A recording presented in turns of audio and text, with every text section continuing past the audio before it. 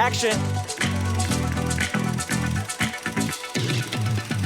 Finally, after a limited theatrical run in the US last year, 5 Oscar nominations, a BAFTA, a Critics' Choice Award, and a bunch of film festival prizes, Australian audiences will get to see American Fiction. About bloody time. The hype around this film grew exponentially when it received Academy Award nominations for Best Picture, Best Actor, Best Supporting Actor, Best Original Score for Laura Cartman's jazzy soundtrack, and Best Adapted Screenplay for director Cord Jefferson's work, bringing Percival Everett's 2001 novel Erasure to the screen. In any other year, i.e. one that didn't feature movies from Martin Scorsese, Christopher Nolan, and Yorgos Lanthimos, Jefferson would have also gone very close to earning a Best Director nom for this astonishingly accomplished debut feature. Here you go. Right. Yeah. Wait a minute, why are these books here? I'm not sure. I would imagine that this author, Ellison, is black. The movie centres on Jeffrey Wright's Thelonious Monk Ellison, an academic and author living in Los Angeles who rails against modernity's race for the bottom, preferring instead to have his highbrow work unpublished than lower his literary standards to suit the masses.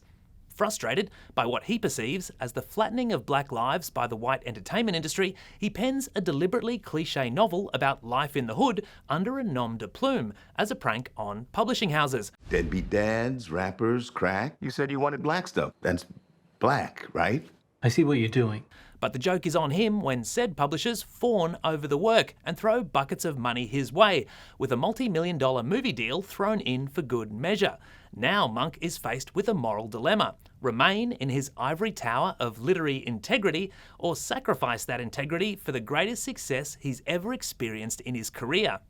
That premise alone is the perfect vehicle for a cutting satire around the appropriation of African American culture by white people who are desperate to ease a troubled conscience.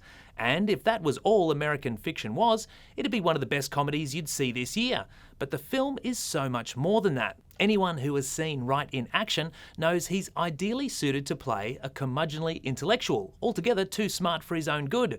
But here we find him also nursing the hurt of being a square peg in society's round hole, and there's a vulnerability to Monk that adds complexity. So too does his familial relationships, with a mum dealing with an Alzheimer's diagnosis and a brother played by a brilliant Sterling K. Brown who is at a crossroads, having realised after years of marriage that he's actually gay.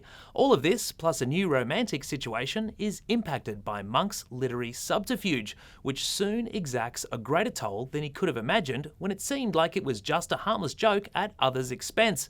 Wryly observed and subtly executed, this movie deserves every accolade it gets. American Fiction gets 4 stars.